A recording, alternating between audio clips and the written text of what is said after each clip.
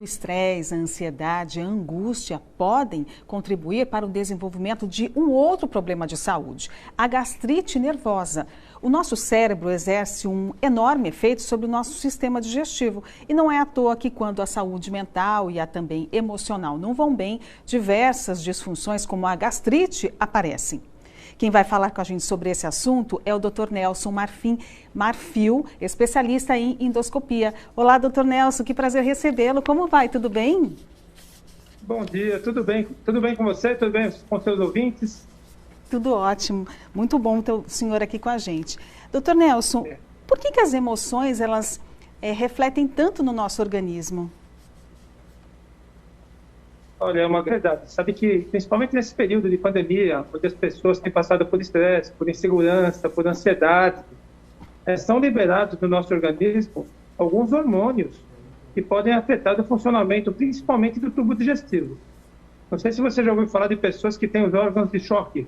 Por exemplo, estou nervoso, tenho dor de estômago. Sim. Isso é comum devido à liberação de alguns hormônios do estresse, como a adrenalina e o cortisol, que aumentam a produção de ácido, levando a uma hiperacidez na mucosa gástrica, provocando dores.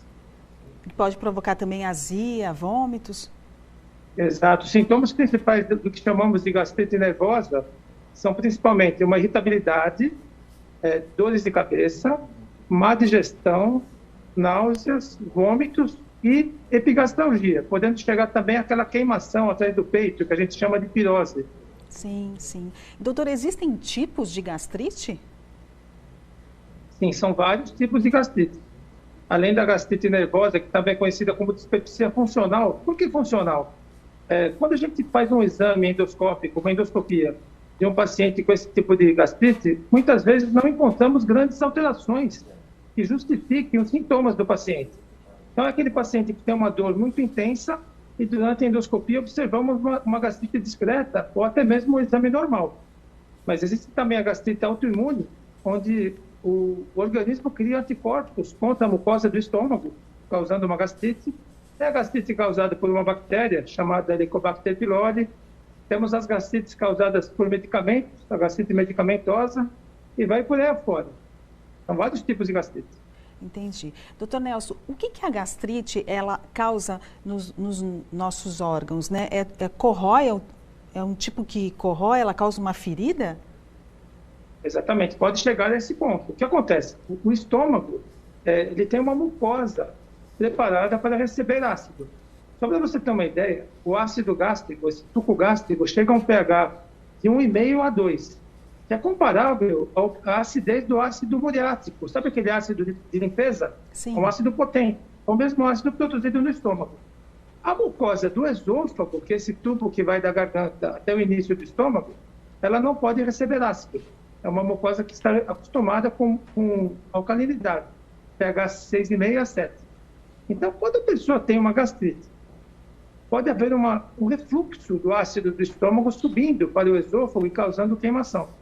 E pode causar lesões graves, viu? Até na garganta, inclusive.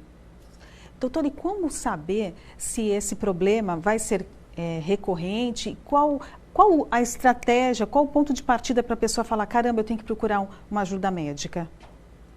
Então, qualquer dor de estômago que persista por mais de 2 semanas deve ser investigada. A gente não pode chegar para o paciente, estou passando por um estresse, então é gastrite nervosa, sem ter um exame. Então, passou de 2 semanas, é obrigatório ser feito um exame clínico e um exame endoscópico para detectar eventuais lesões diferentes daquelas que a gente suspeita. Então, só que muita gente, né, doutor Nelson, tem medo da endoscopia, né? O senhor pode tranquilizar essas pessoas? É verdade. A endoscopia, hoje em dia, é um procedimento super tranquilo, muito rápido, inclusive. Eu brinco com os pacientes que, para fazer a endoscopia, a gente utiliza o sedativo. Então, a gente faz com sedação. Então, o paciente dorme durante o período do exame. E eu falo para o paciente, olha, fique tranquilo que você vai ficar mais tempo no repouso, descansando, do que fazendo a endoscopia. Porque a endoscopia demora 5 a 7 minutos, se for uma endoscopia normal, sem nenhum procedimento. Então, é um procedimento super tranquilo. O paciente, durante esse procedimento, ele é monitorado. Então, a gente vê todos os parâmetros de oxigênio no organismo, a pulsação. Ele fica tomando um soro para ficar hidratado. e é acompanhado pelo nosso serviço de anestesia. É um exame super tranquilo, realmente. Tranquilo e eficaz, né, doutor Nelson? Exatamente. A gente vem salvando vidas já há muitos anos. Porque, inclusive, não sei se você sabe que até mesmo o câncer, numa etapa inicial, pode ser diagnosticado e tratado por endoscopia, evitando aqueles procedimentos de radioterapia, químio e até mesmo cirurgia. Nossa, já é um grande ganho. Agora, o senhor comentou que o estresse, né, principalmente agora devido a essa fase que a gente passa da pandemia, a ansiedade, pode causar esse problema. Só que as pessoas mais jovens agora também, os jovens, os adolescentes que estão mais tempo em casa, eles podem sofrer desse problema também? Sofrem muito. Eu tenho pego, assim, vários casos nessa pandemia de pessoas jovens. Por quê?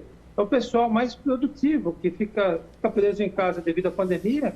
E em casa, o que acontece? Aumenta a ansiedade, aquela insegurança. Será que eu vou pegar a doença? Será que eu vou ter algum problema? Será que algum parente meu vai ter esse problema? Será que eu vou perder meu emprego por estar parado esse tempo todo? Isso leva a quê?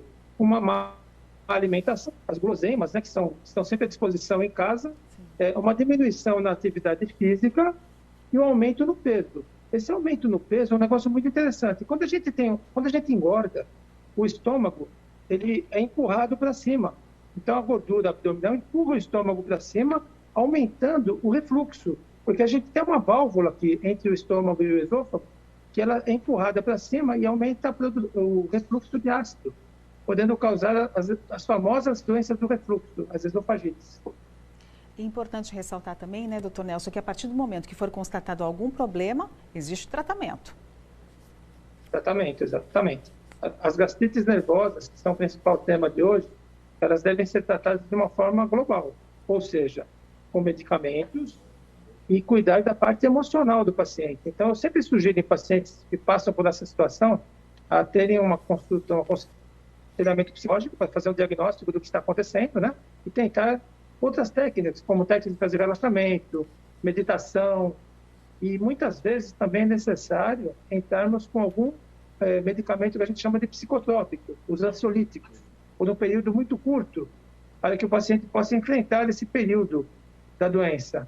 E também medicamentos que diminuam a acidez. A gente utiliza medicamentos antiácidos e o que a gente chama de medicamentos procinéticos. O que são procinéticos? São medicamentos que aumentam a pressão nessa válvula, diminuindo o refluxo de ácido para o esôfago e melhoram a digestão. Então, o tratamento deve ser um tratamento global, que a gente chama de tratamento holístico, né? E igual o senhor comentou, aliado a uma boa alimentação, né? Essencial. A alimentação é essencial. Então, nesses casos, quando o paciente se encontra com dor, procurar alimentos mais leves, como os legumes, as carnes brancas, os grelhados, e tomar bastante água. O mínimo que a gente deve tomar de água por dia, só para repor, que a gente perde líquido, é 30 ml por quilo de peso. Então, imagine, pouca gente toma tudo isso de água por dia. Tá certo. Doutor Nelson, muito obrigada pelas dicas, que o seu dia seja mais do que bom. Foi um prazer, muito obrigado. Um ótimo dia para vocês. Prazer foi nosso.